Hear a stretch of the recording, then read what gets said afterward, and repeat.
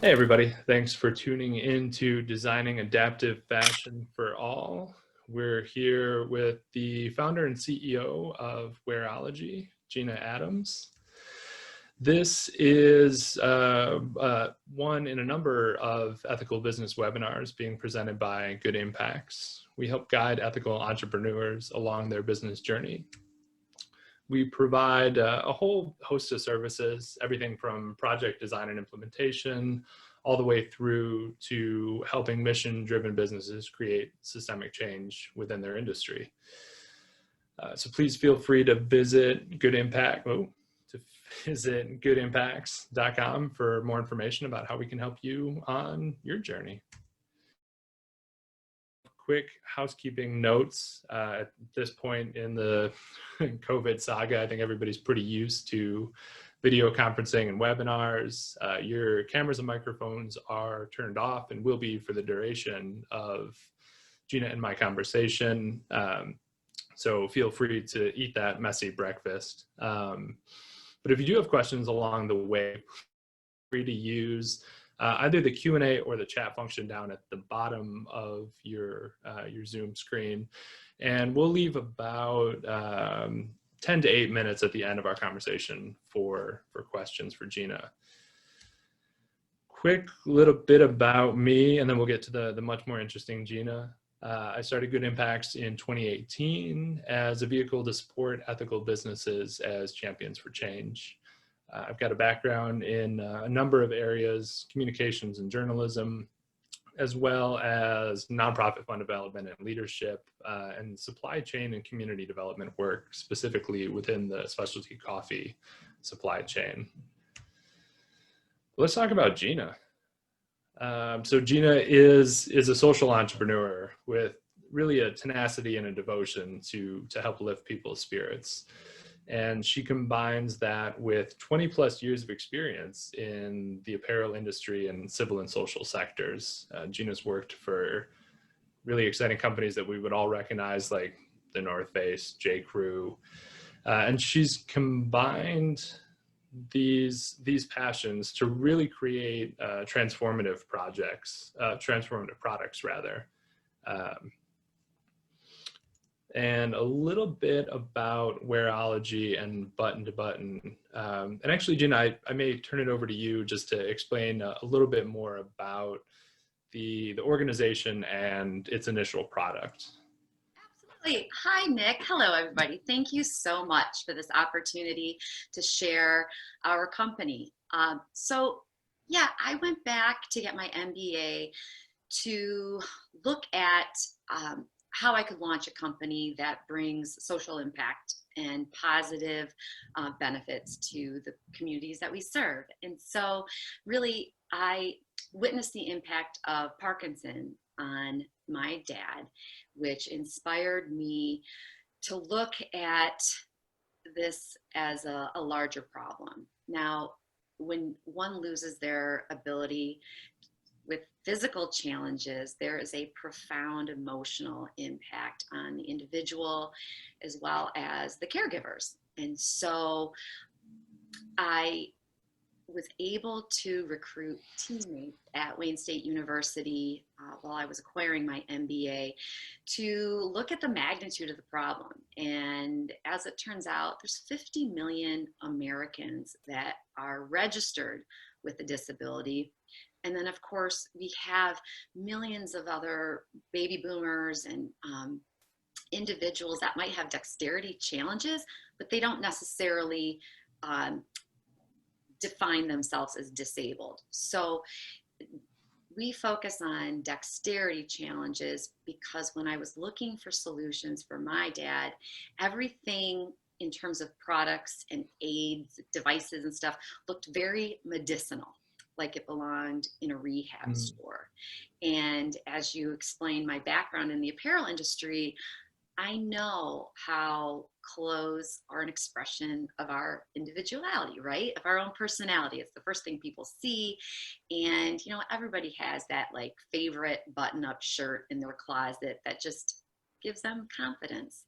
So that's what started our journey. And as it turns out, when we started asking people not only about like, are your clothing needs being met, but particularly at the Rehab Institute of Michigan in Detroit, we conducted a focus group with about 37 spinal cord injured clients. And, you know, they talked about challenges from opening a door to being able to shovel snow or hold a baby with like carefully, right? And so this is kind of how our journey began. So adaptive fashion is a term and a concept that folks may not be familiar with. So when you have to explain what it is that you do, what you're all about, how do you define adaptive fashion?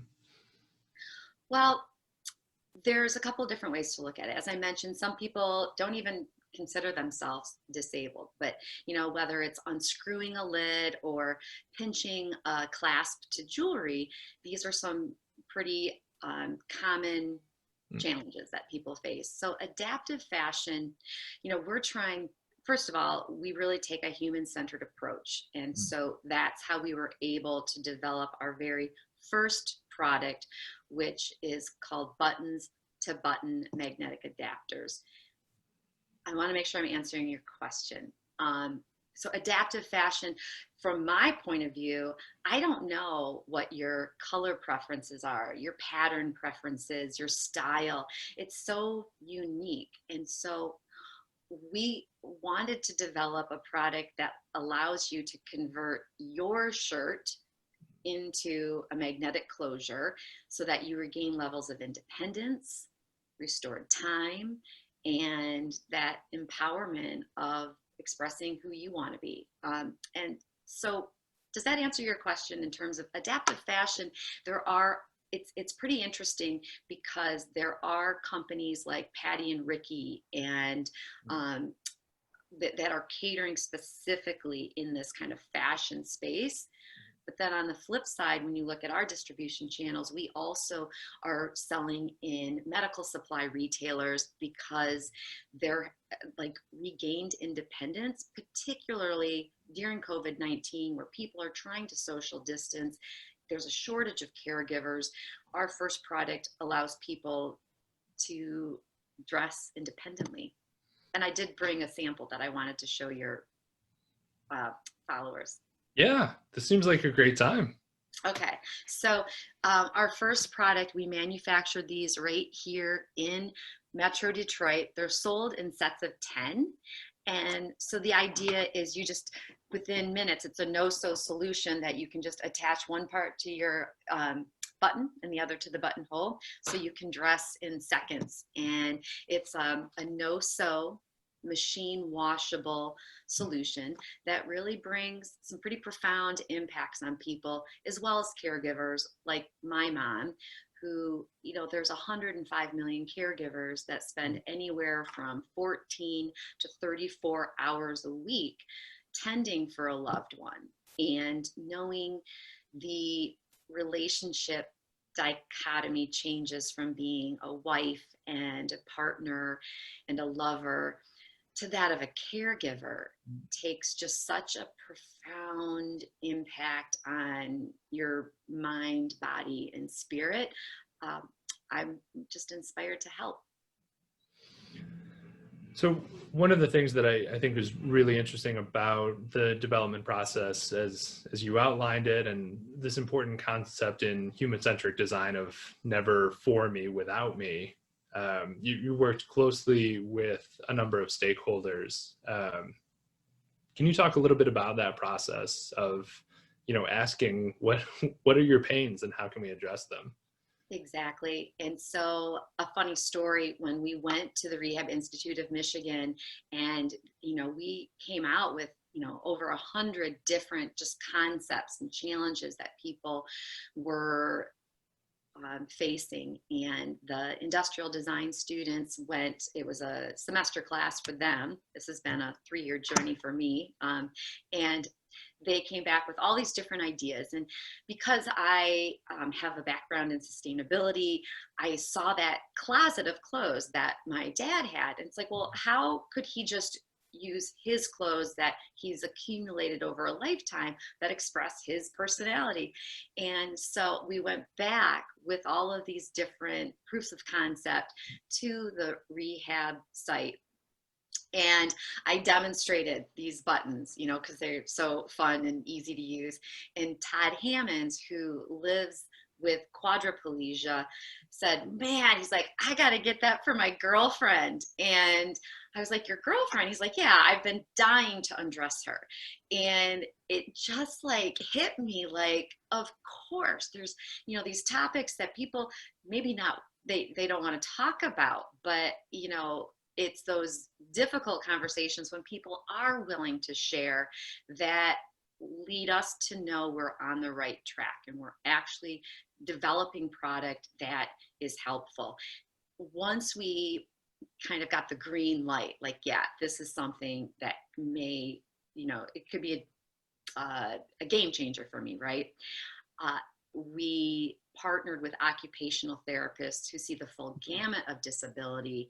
And so we know that, you know, whether you suffer from a congenital disease like cerebral palsy, or maybe something more degenerative like arthritis, or even post-surgery, this is a product that can really help people regain their own confidence. And so it, again, through that development process, what's interesting with a consumer product versus a service-driven company is that we had both the development side of it and the business, you know, the business development, and then of course fundraising, because when you start developing prototypes, it's very expensive to develop a small run of products, particularly with injection molding and magnets. These companies here in Metro Detroit, of course, are used to working with the big three automotive. And so we were very fortunate to partner with Lawrence Tech University's Centropolis Accelerator that specifically focuses on what they call a 4.0 build to scale. So it was a good hand holding for me to develop and be really efficient with our small funding that we had. So I think within a few years, additive manufacturing and 3D printing and things like that are going to dramatically reduce the cost of prototyping. But any suggestions on how other social entrepreneurs could access some of those resources in the same way that you guys were able to? Yeah, I mean, it's imperative, right, that you identify the need. And because we all have great ideas, but once you start canvassing and looking at different personas, it's a really determining how big that market is, and then how are you going to find them. We had so many theories that have been, you know, with holes shot in them, like we're like retirement facilities, you know, older people, you know, they want their independence. 10,000 people reach retirement every day, and we know that these are individuals like my mom that, you know, take pride in their independence and their appearance. But where do they shop? Well, you know, they're shopping at Amazon or Target or Meijer. And so that's been really difficult, because we thought senior living facilities might be a great shoo-in, but most personal use items are the responsibility of the caregiver or the family member. So once you kind of identify how you're going to attract and share your product with the end user, then yeah, I mean, simultaneously you're looking at cost of manufacturing, because if it's going to cost you, you know, $40 to develop something that you're selling for $30, well, the math doesn't quite work out, right? You got to make sure that you can build in some margins there. And as we discussed earlier, you know, I used to run a nonprofit, and I decided to become a capitalist once I became an entrepreneur because I still have to keep my lights on and feed my family. And so it's okay to be a capitalist, but it feels so much better to be a social venture because at the end of the day, we're improving people's lives. So in terms of resources, really additive manufacturing is great. And within the 3 years that I've been exploring and developing, prices are coming down. But to give you guys an example, the first set of 10 was $600. And that's 3D printing, that's metal additive manufacturing. It's so expensive. And so through pitch competitions, the SBDC grants and personal investment, we were able to kind of get to this first, what we refer to as minimum viable product. And we launched exactly a year ago last year. And I do want to make sure everybody knows that our company it's buttons to button. It's named after a White Stripes song, if anybody's familiar with the Detroit-based White Stripes. I did not put that together until just now, Gina. Yeah, hardest button to button. And so it's kind of tongue-in-cheek because we're based here. But the other point of advice I would have for anybody watching is make sure you have a really simple spelling of your company. Because emails get blotched. Even Ware ologie, we develop hardware to empower people with independence, and so it's spelled actually with an IEWARE and then OLOGIE. For those women out there who know anthropology, they spell it with an IE. I thought that was pretty cool and sexy because I love anthropology, but as it turns out, the spelling gets blotched. And it absolutely did in one of the earlier slides of my intro. So I completely apologize for that. I should have caught that. It is no problem. I just want people to be able to find us. So thank you again for this opportunity. Yeah. So just so that everyone does understand the relationship correctly, Buttons to Button is the flagship product of Wareology. Would that be okay? Yep. Got it. And so through that customer discovery journey I mentioned, I met James Murtha, who is our Chief Innovation Officer, and he lives independently with quadriplegia.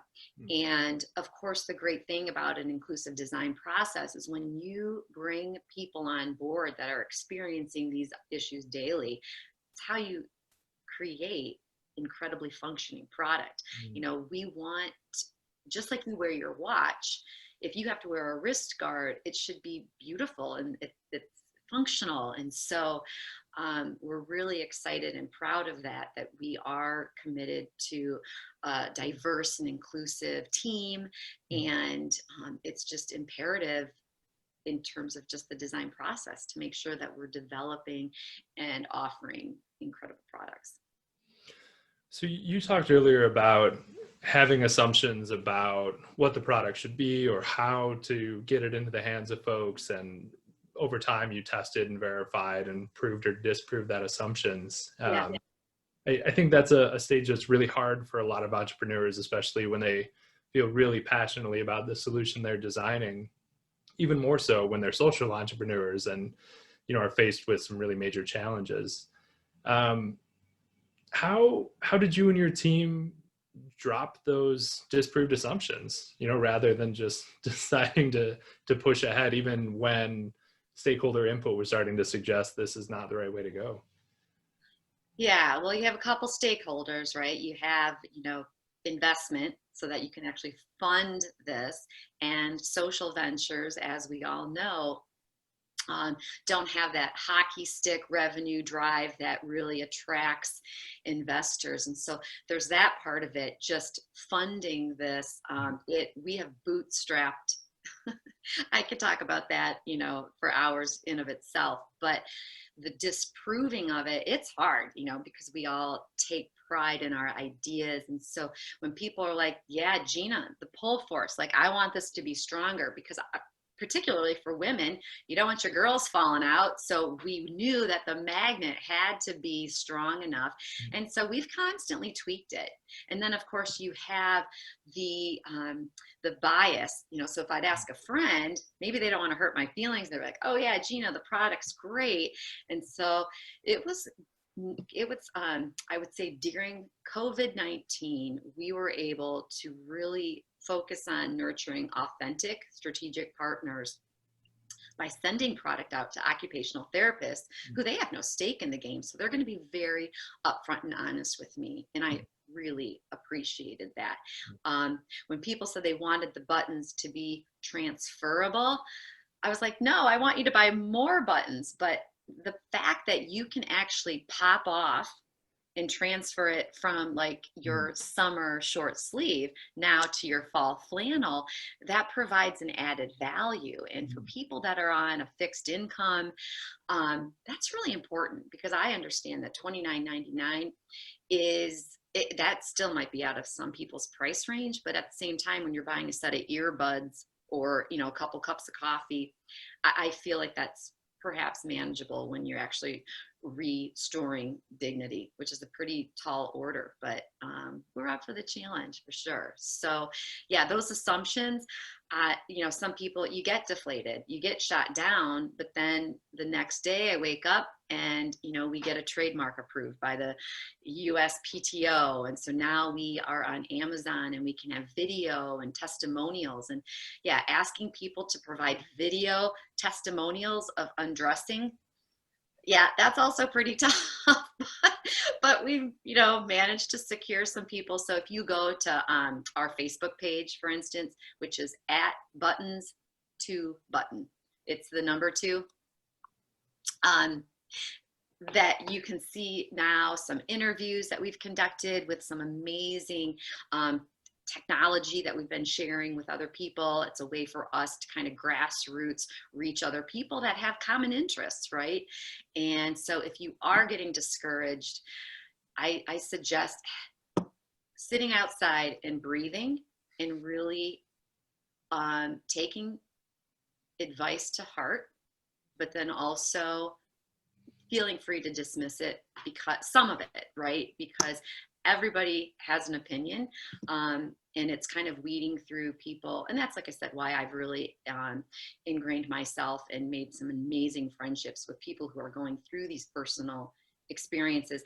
Lainey Ishbia from Trendable, for example, she has CMT disorder, and she is really bent on not letting her disability define her. She hides it.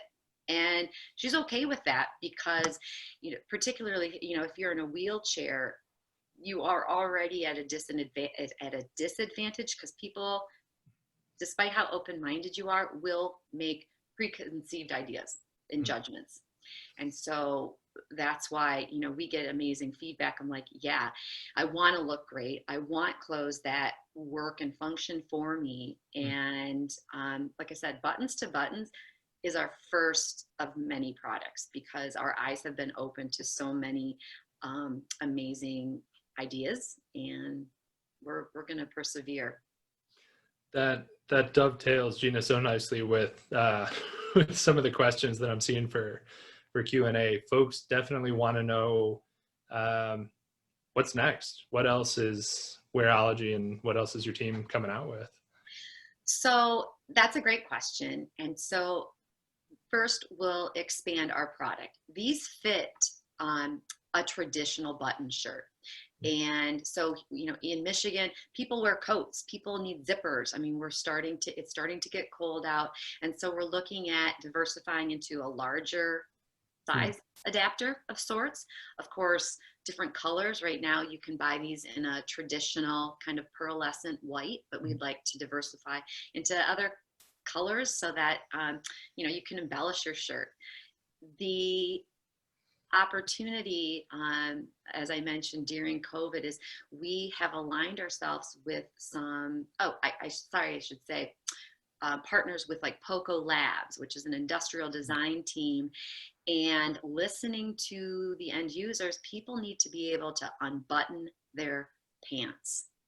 People want to be able to change out their catheters, and incontinence is a huge problem. And if you can't unbutton your pants fast enough, if you have to rely on somebody to go to the bathroom, it's a problem. And so Poco Labs developed an amazing pant adapter solution. We debuted the product last night at the Design for Reability event, which we'll be showing on our Facebook page and YouTube. So look for a pant adapter this fall. And then in terms of product expansion into other complementary products as part of our marketing strategy, Axio Bionics is an Ann Arbor-based wearable therapy muscle stimulator, which alleviates chronic pain. Talk about addressing a massive problem in the opioid addiction in our society. But this is a muscle stimulator, unlike a TENS unit, which works with adhesive. This is something that James Murtha, as I mentioned, he started it 2 years after his mountain biking accident, which caused him to become a quadriplegia. And he actually not only regained levels of motion with his arms, but muscle tone in his biceps. And again, not to be vain, but people want to look their best. And so Axio Bionics is just an incredible product. The other company that we discovered is a UK-based Elba London, and they have a magnetic front closing bra, which no matter if you have a disability or not, if you're a woman or a man, you know, bra closures are difficult. And so we are super excited about this beautiful magnetic front closing bra. And yeah, so those are kind of three or four products that we're hoping to launch here really shortly. Excellent. That's really exciting. I think for the sake of time, we're probably going to have to leave it there, Gina, but I'm going to go ahead and throw those slides back up on the screen and share your contact information so folks can follow up if they have any additional questions. So yeah, best ways to stay connected. Let me know if these are correct. Buttons to button. Great. Yeah, no, thank you so much. And yeah, feel free. We are always looking for distribution partners and even ideas. I mean, the best ideas, as I mentioned, have come from people who are living and experiencing this. And by putting a stylish and beautiful spin on it, I'm really excited about the products that are coming down. So thank you, Nick. And thanks for everybody who is watching. Yeah, absolutely. A couple of quick ways to stay connected with us at Good Impacts. You can always visit our YouTube channel. This conversation will be up later today if we're ambitious, but honestly, it's probably going to be tomorrow. Yeah, as long as you're there, please subscribe. We're trying to get up to the point where we have enough subscribers to get a dedicated URL, so we're not relegated to this gobbledygook that you see on your screen. Please feel free to share any thoughts about this conversation, this or previous webinars. We love the feedback. And you can always reach me at nick@goodimpacts.com. I think that's about it on my end. Gina, any closing thoughts for the fine folks? Just thank you. Have a wonderful day. And thanks for all of the work that you're doing to make our world a better place. Thanks. Excellent. Thanks, Gina. Thanks, everybody. See you soon.